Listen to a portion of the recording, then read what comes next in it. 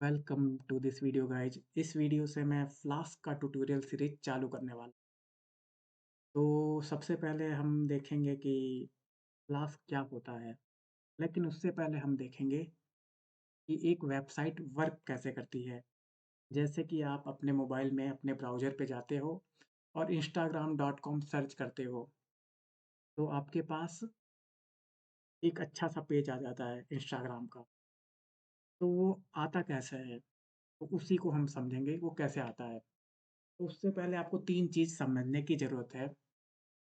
तो यहाँ पे 3 चीज़ें होती हैं। एक तो होता है क्लाइंट, एक होता है इंटरनेट और एक होता है सर्वर। क्लाइंट क्या होता है? क्लाइंट होते हो आप लोग। इंटरनेट क्या होता है? इंटरनेट होता है कनेक्शन बिटवीन डिवाइसेस। सर्वर क्या होता है? सर्वर जहाँ डेटा स्टोर होता है और बहुत सारे मैनेजमेंट के सॉफ्टवेयर भी चल रहे होते हैं, तो वो सर्वर होता है। कई सारी चीज़ें होती हैं, सारी चीज़ जानने की ज़रूरत नहीं है। ठीक है? तो क्लाइंट में क्या होता है, जैसे कि आप अपने ब्राउज़र में जाते हो और instagram.com टाइप करते हो। जैसे मैंने इस कंप्यूटर में instagram.com टाइप किया और गो पे क्लिक कर दिया, तो वो instagram.com ब्राउज़र बोलता है इंटरनेट को कि मुझे instagram.com दो। तो वो इंटरनेट सर्वर पे जाके बोलता है कि ये क्लाइंट instagram.com माँग रहा है। तो सर्वर बोलता है कि मुझे पहले इस क्लाइंट की डिटेल दो। तो कौन-सी डिटेल? कौन-कौन सी डिटेल? मतलब ये पूछता है कि क्लाइंट कौन-सी कंट्री में रहता है, कौन-सा फ़ोन यूज़ कर रहा है। तो अगर सर्वर को लगता है कि मैं अपनी सर्विस या इंस्टाग्राम.कॉम इस क्लाइंट को दे सकता हूँ, तो वो सर्वर दे देता है। कभी-कभी नहीं भी लगता है, जैसे कि कोई सर्विस अगर इंस्टाग्राम.कॉम ब्लॉक होता है इंडिया में, तो वो सर्विस इन इस क्लाइंट को नहीं देता।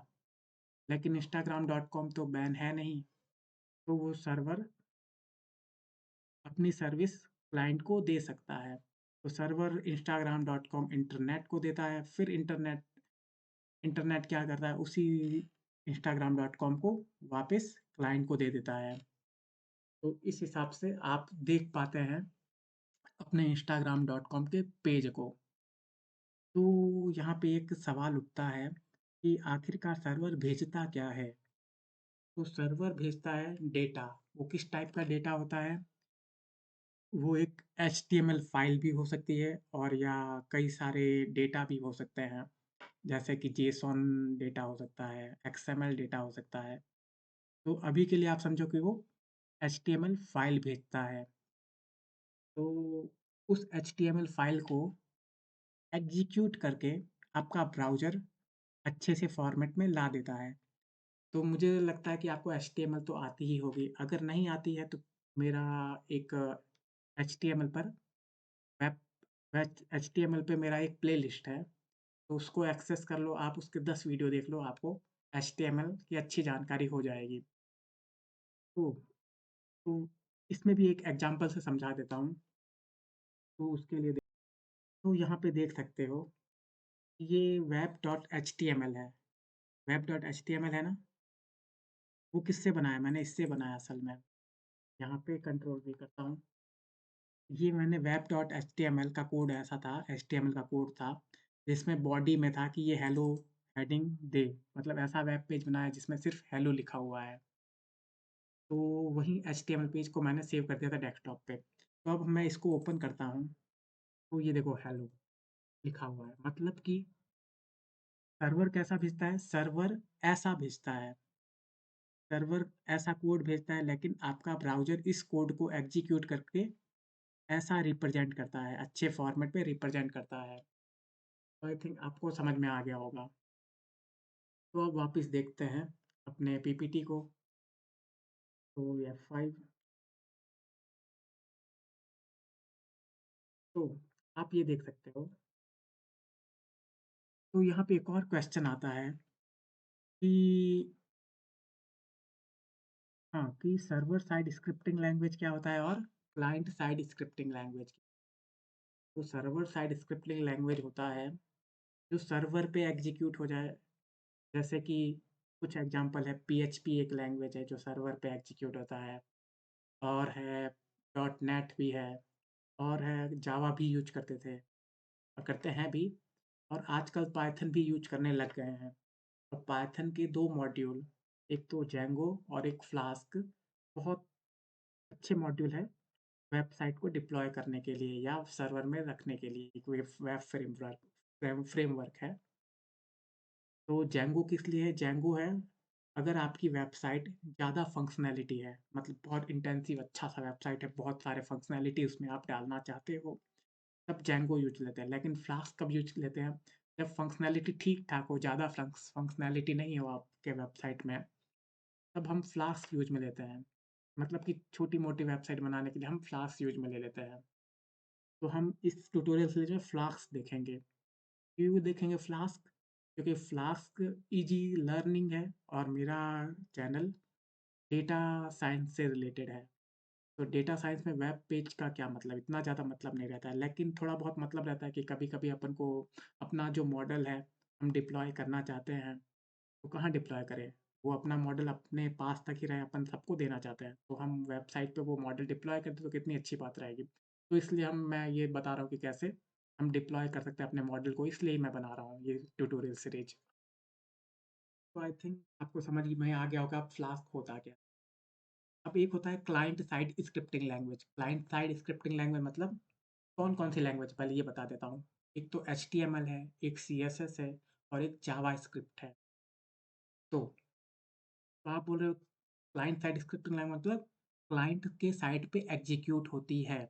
जैसे कि मैंने इस एग्ज़ाम्पल से समझाया था आपको कि मेरा ये वाला ऐसा एचटीएमएल फ़ाइल था, तो अपने ब्राउज़र ने इसको इस फ़ाइल को एग्ज़ीक्यूट करके ऐसे में कन्वर्ट कर दिया। तो आपके ब्राउज़र ने ही, यानी आपके ब्राउज़र के साइड से ऐसा एचटीएमएल का कोड एग्ज़ीक्यूट हुआ, तो इसलिए इसे बोलते हैं क्लाइंट साइड स्क्रिप्टिंग लैंग्वेज। तो आई थिंक आपको अब समझ में आ गया होगा। तो तो सर्वर क्या भेजता है? ऐसी चीज़ें भेजता है, एचटीएमएल कोड भेजता है, और उस एचटीएमएल कोड को एग्ज़ीक्यूट कौन करता है? अपना ब्राउज़र एग्ज़ीक्यूट करता है और अच्छे फॉर्मेट में लाके दे देता है। तो I think you understood the concept. और एक और कॉन्सेप्ट है, यहाँ पे इसको वापस F5 ये, तो यहाँ पे एक ये सर्वर बन गया। हुँ, तो यहाँ पे एक और कॉन्सेप्ट है कि जैसे कि आप इंस्टाग्राम.कॉम इंटरनेट को माँग रहे हैं, बोल रहे हो कि इंस्टाग्राम.कॉम दो, या आप कुछ डेटा भेज रहे हो इंटरनेट को, तो उस डेटा का एक्सेस इंटरनेट के पास भी है। तो आप नहीं चाहते हो कि इन अपना डेटा लीक हो, मतलब अपना डेटे को सुरक्षित रखना चाहते हो, तो उसके लिए एक टेक्निक यूज़ में लेते हैं, एन्क्रिप्शन। उस टेक्निक को क्या बोलते हैं? एन्क्रिप्शन बोलते हैं। एन्क्रिप्शन में वही होता है कि अ, कोडिंग भाषा होती है, मतलब कि आप जैसे कि अंडरवर्ल्ड में बोलते हैं कि कोडिंग लैंग्वेज, जैसे मिलिट्री में बोलते हैं कि मिलिट्री वाले अलग कोडिंग लैंग्वेज यूज़ करते हैं कि अपनी अपनी भाषा दूसरे लोग समझ नहीं पाए। तो वैसे ही अपन एन्क्रिप्शन का यूज़ लेते हैं। तो एन्क्रिप्शन मैं तो कवर नहीं करूँगा, क्यों कवर करें अपन? मुझे आता भी नहीं। तो बात की बात है। तो एन्क्रिप्शन यूज़ करते हैं, क्लाइंट साइड स्क्रिप्टिंग लैंग्वेज क्या होता है, सर्वर क्या होता है और इंटरनेट क्या होता है, कैसे वेबसाइट वर्क करता है, आपने इस वीडियो में समझ लिया। अब नेक्स्ट वीडियो से मैं क्या करूँगा, डायरेक्ट मैं फ्लास्क पे आऊँगा, और फ्लास्क के से मैं का कैसे उपयोग करूँ कि मैं अपना जो वेब पेज है, मैं उसको होस्ट कर पाऊँ। तो वो उस सीरीज़ में समझेंगे, उस नेक्स्ट वीडियो से समझेंगे। So thanks for watching this video, or please subscribe my channel. I see you next time.